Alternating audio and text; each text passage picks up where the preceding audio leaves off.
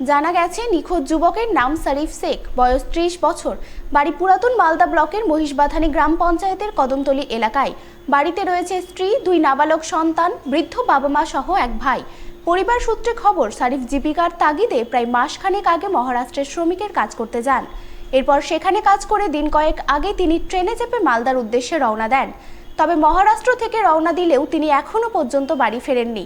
রহস্যজনকভাবে নিখোঁজ রয়েছেন, তাই চরম দুশ্চিন্তায় পড়েছেন পরিবারবর্গ।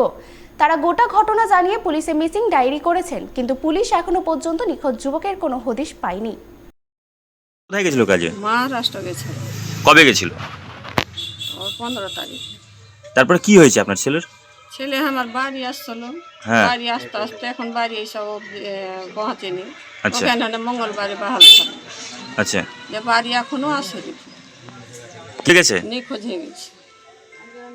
বলছি কথা হচ্ছিল? হ্যাঁ, আমার সাথে ফোনে কথা হইতো, কত দূর পর্যন্ত? গাড়িতে কথা কয়েছে, হ্যাঁ। আর কথা কয়েনি। যেদিন গাড়ি ধরবে ওই দিন আর কথা কয়েনি। আচ্ছা, তো নিয়েছেন?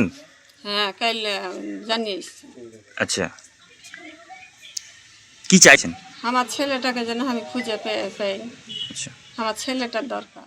আমরা প্রতিবেশী হিসেবে জানতে পারলাম মাস দেড়েক আগে বাইরে গিয়েছিল ওই টাওয়ারের কাজে, কিন্তু 4-5 দিন আগে বাড়িতে ফোন করে বাড়ি আসছি বলে, কিন্তু বাড়ি এসে কিন্তু পৌঁছায়নি। হুম তো তার মা থানাতে ডায়েরি করা গেছে, হুম তবুও কোনো খোঁজখবর মেলেনি। তবুও মালদা থানায় না, মালদা স্টেশনে দেখা গেছে কেউ নাকি দেখেছে, হুম কিন্তু তারপরেও বাড়ি এসে পৌঁছায়নি।